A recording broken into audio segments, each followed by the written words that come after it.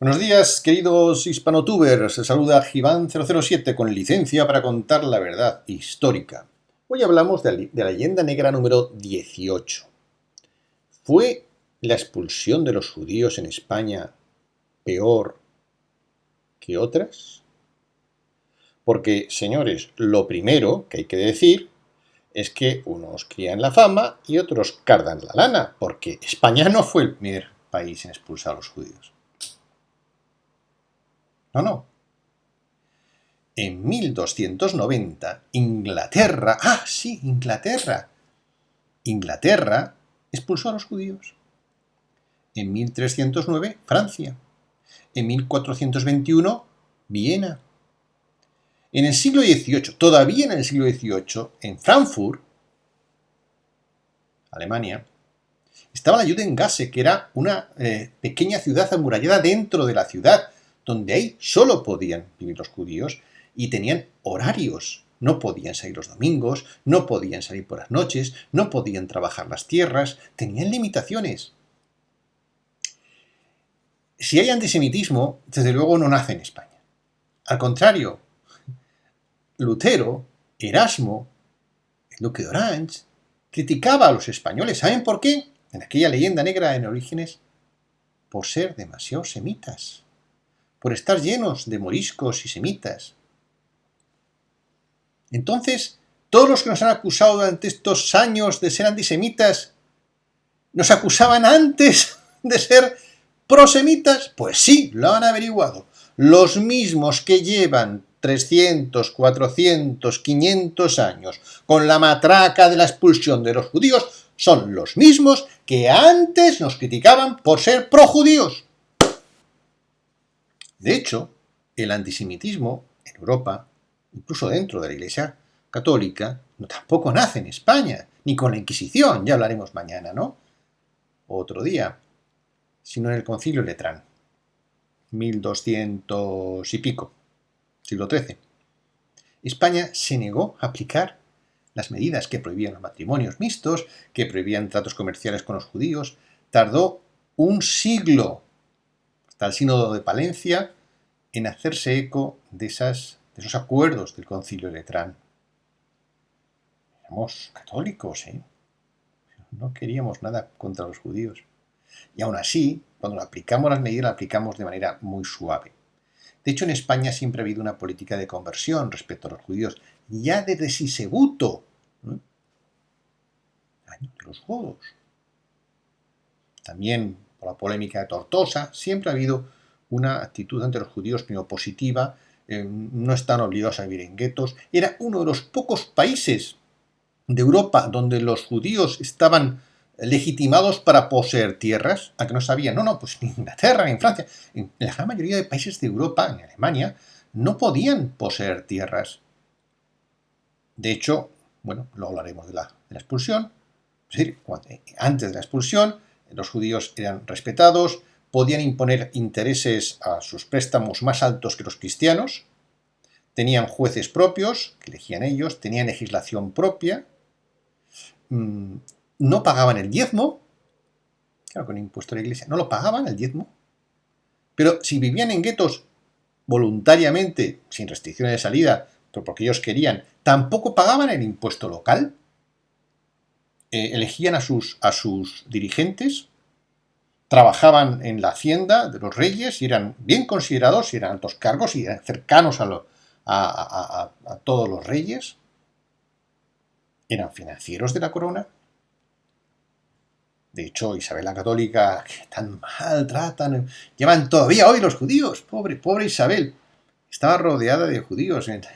En el cuadro del testamento de Isabel la Católica, todos los que están rodeando son judíos, su secretario personal era judío. La Inquisición no los perseguía. Luego, después de la expulsión, sí perseguía la veracidad de la conversión. Pero al judío como tal, antes de la expulsión, la Inquisición no tenía jurisdicción sobre los judíos. Solo podía entrar si había habido algún caso de soborno a cristianos. Estaban fuera de la... ¡Matado judíos! No, los judíos estaban fuera, no podía la Inquisición entrar sobre los judíos. Estaban súper protegidos. Tal es así que la medida que toman los reyes católicos hay que entenderla en el contexto donde la toman los reyes católicos, fines del siglo XV. Y lo van a entender perfectamente nuestros amigos judíos, porque hoy, siglo XXI, ellos hacen cosas muy parecidas más de 5 siglos después. ¿Qué pasaba a final del siglo XV? Que España necesitaba reconstruirse como nación. Habíamos sufrido una conquista de 7 siglos y pico a manos de los árabes. Digamos, campañas y campañas de reconquista. Estamos agotados.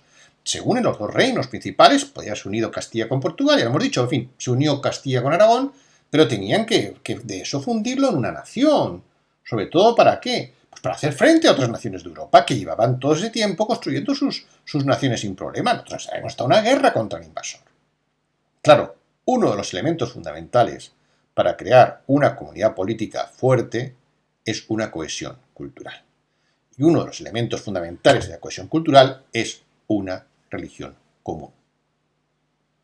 Eso hoy no tiene tanta importancia, pero en aquel tiempo sí. Era un tiempo de guerras, era un tiempo donde los reyes católicos ven que es frágil la unión, que acaban prácticamente de reconquistar todo el territorio, venciendo al rey de Navarra, de Granada, y tienen que crear una estructura política de comunidad fuerte, y para ello necesitan una comunidad religiosa. Cualquier otro rey lo hubiese hecho. Es más, el resto de reyes del mundo, prácticamente, han creado religiones propias. ¿Qué hace Enrique VIII? Crea el anglicanismo. ¿Quién es el jefe de la iglesia anglicana? ¡Yo, el rey! ¿Por qué? Porque necesitaba una religión fuera del Papa para crear un poder independiente. Lutero fue instrumentalizado por los príncipes alemanes para crear una gran comunidad política independiente sobre la base de una religión común, el protestantismo. Solo eso. Lo demás son todo notas a pie de página. Lutero, por cierto, un gran antisemita. Despreciamos a los españoles porque éramos muy semitas. Pero igual Erasmo. Es decir, bueno, señores, llega la expulsión. ¿Qué fue la expulsión? ¿Fue una expulsión? ¡Ahí os vais afuera, os pegamos, si no os vais os matamos! No. Realmente lo que fue la expulsión de los reyes católicos es una oferta de conversión. Una vez más lo que les dijo a los judíos: mira, queremos que os quedéis, pero para quedaros tenéis que convertiros a la religión mayoritaria de nuestra comunidad política. Mira, tenemos el mismo libro, la Biblia, o sea que no va a costar mucho. Es más, vamos a hacer un poco la vista gorda, pero tenéis que convertiros. No podemos mantener una religión dentro de otra religión porque tenemos que unificar un país. De hecho, para sorpresa de algunos, y sé que igual algunos me ven y dicen no están de acuerdo con esto, la mayoría se convirtió. Es falsa la expulsión de los judíos. No fue tal. Más del 60% de los judíos del siglo XV se convirtieron, es decir, decidieron quedarse. Y los que se fueron pudieron vender todos sus bienes, que incluían tierras, cosa que en esa época no era permitido en casi ningún país de Europa que poseyeran tierras, pudieron vender sus posesiones e irse con todas sus ganancias a otro país. Ya veríamos cómo luego les trataron o no mejor allí. Hay estadísticas hechas por judíos. Isaac de Abravanel, judío, calcula el total de conversos a final del siglo XV en 600.000. No quiere decir que se convirtieran todos de repente, sino que venían convirtiéndose desde hacía tiempo ya, ¿no? En ciertas épocas. 600.000 judíos conversos al cristianismo. En aquel momento, en el final del siglo XV, toda España eran 8 millones de personas. Todo el reino de Castilla, 4 millones de personas. 600.000 personas no eran moco de pavo. Se quedaron. Otros, como Netanyahu, el padre o abuelo del actual primer ministro, que hizo un libro sobre la Inquisición muy famoso, reconoce también la conversión, solo que la baja a 400.000. Este sí que nos achaca que seamos racistas y tal. ¿Cómo va a ser racista? Alguien que te dice, quédate, sé uno de nosotros, solo te pido una cosa, no cambies ni siquiera el libro, pero en vez de judío, cristiano, por lo menos que no se note, porque necesitamos esto para unificar la comunidad política. Estábamos compitiendo con otros grandes reinos en ese momento, y era necesario esa unidad. Hoy lo tiene claro Israel. Israel es el único país en el siglo XXI teocrático, que tiene una religión de Estado, la religión judía, es verdad que consiente que haya una minoría árabe, pero no ha hecho ninguna oferta de conversión. O sea, se convertió al judaísmo y seréis para nosotros ya, pues, Palestina ya parte, somos lo mismo ya, ¿no? Os convertís. No ha habido esa oferta de conversión. Otros sí, y se quedaron muchos. Pero tan es así que grandes personajes de nuestra historia, como Santa Teresa de Jesús, San Juan de la Cruz, Cervantes, Fray Luis de León, hasta Franco, señores, era descendiente de judíos. Pero es que hay muchos apellidos de nuestra nobleza que son descendientes de judíos. Todos los que tienen un apellido de una localidad, de Toledo, tal, los Coronel, los Caballería, los Santángel, son todos descendientes de judíos, no eran pobres, se quedaron con sus puestos. Alguno fue obispo, hay un caso muy conocido, el obispo de Burgos, creo que se llamaba Javi, que se convirtió y se hicieron obispo de Burgos, y su hijo heredó, ya con nombre castellano, y se volvió, fue otra vez obispo de Burgos. En fin, no fuimos antijudíos, nunca lo hemos sido. Tan es así, la prueba de la conversión más clara y nítida es genética de poblaciones. Esto es una ciencia, señores. Con el estudio de genética de poblaciones se demuestra que hoy, más del 25% de nuestra herencia genética es semita. Es decir, que hay más judíos aquí que probablemente, más semitas aquí que probablemente en Israel. Y explico esto, no sé si ustedes lo saben, pero la mayor parte de los judíos de hoy no son ya semitas. Son askenazis, que es otra rama. Realmente semitas son los sefardíes y pocos más. Entonces, hay un 25% de sangre semita en nuestra herencia genética. Es decir, que se quedaron la mayoría. Es que son datos. Y no fueron discriminados. Es verdad que la Inquisición luego los persiguió si su conversión era real o no, pero normalmente por denuncia de gente que les tenía envidia, no porque hubiera una política de la Inquisición, ya hablaremos sobre eso, sino que denunciaban porque había conversos, falsos conversos. Pero bueno, Santa Teresa de Jesús, San Juan de la Cruz, descendientes de conversos, tan malos no serían. La política no sería tan mala. Por lo tanto, incluso en el siglo XVIII, los Rothschild, haciendo negocios con los españoles, si hemos tratado tan mal a los judíos, pues los Rothschild habían venido aquí a hacer negocios con españoles, a quedarse con el monopolio del mercurio, que entonces éramos el mayor productor del mundo, y también participando en el negocio, en el comercio con las colonias. Si hubiéramos tratado tan mal a los judíos, no hubieran conservado la lengua española los sefarditas hasta el día de hoy, y su cultura. Me hicieron de Sefarad un mito. ¿Por qué? Porque donde más judíos había en Europa era en España. ¿Pero por qué? Porque España era el país que mejor les trataba de todos. Y de todas maneras, ¿esto a quién benefició? Pues a España no. Realmente, al irse los judíos, ya no poder ejercer lo que hacían, que era la banca nacional, realmente, los prestamistas nacionales. ¿Quién salió beneficiado de todo esto? Pues la banca holandesa, señores. La banca holandesa que nos arruinó a intereses, sobre todo a Carlos I y Felipe II, sustituyó a la banca judía que teníamos aquí. Luego los primeros perjudicados fueron los reyes, porque los que se quedaron no podían ejercer ya abiertamente el mismo negocio que sus antepasados, ¿no?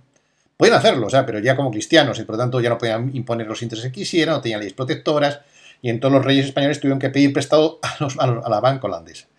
También se benefició toda Europa porque los sefarditas transmitían la cultura que tenían aquí, y la cultura que teníamos aquí pues era la heredera de la Escuela de Literatura de Toledo, de las tres culturas, era de la mística, y todo esto se lo llevaron, y por lo tanto el Renacimiento se dice que no hubiera tenido lugar sin esta aportación de los sefarditas que se fueron, los cuales hoy España ofrece la nacionalidad, sus descendientes, con lo cual fijaron el rencor, o sea, siglos después, si eres descendiente sefardita, puedes pedir la nacionalidad española. Esto es la historia del odio, supuesto odio entre España y el pueblo judío. Todo es falso. Si hay un odio, sería la otra parte, porque es verdad que los judíos ortodoxos no miraban muy bien a los judíos españoles que se convirtieron y se quedaron aquí.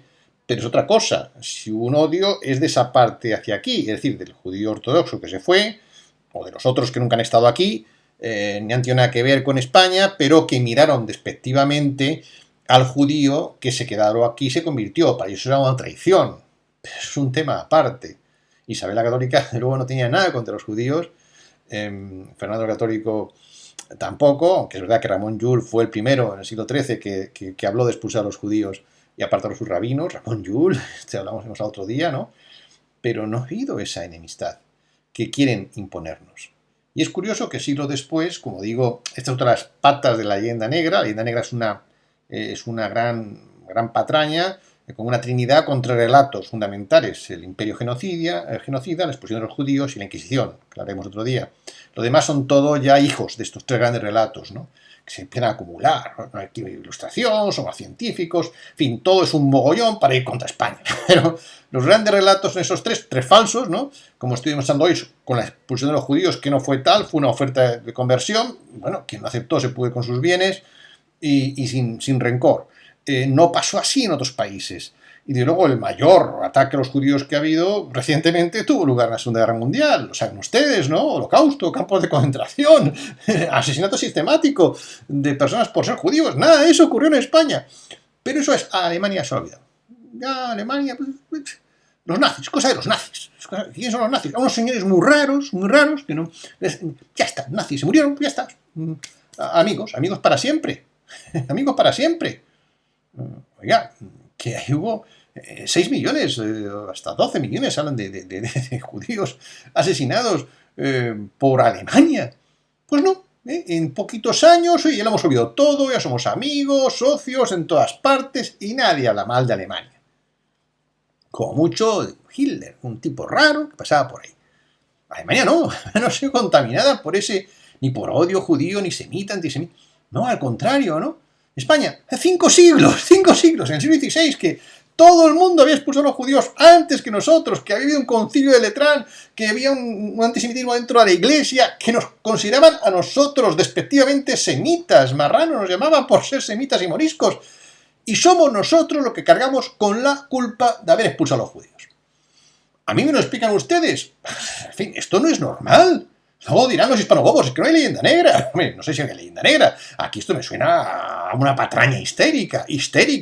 Porque incluso judíos que conozco yo de alto nivel intelectual sí entiendo Isabel la Católica aquí metida, pero que ¿quién les ha contado eso en la escuela y por qué?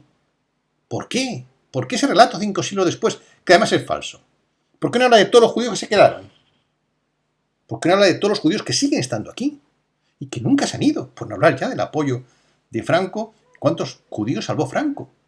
Y lo de que Franco es descendiente de judíos, yo no me lo he inventado, es un relato biográfico del embajador británico en España en la Segunda Guerra Mundial, Sir Howard, que decía: Franco es descendiente de judíos. Bueno, les dejo para que reflexionen en esta jornada, una más del confinamiento. Llevamos 18 leyendas negras y todavía quedan más. Se despide Algibán 007 con licencia para contar la verdad histórica.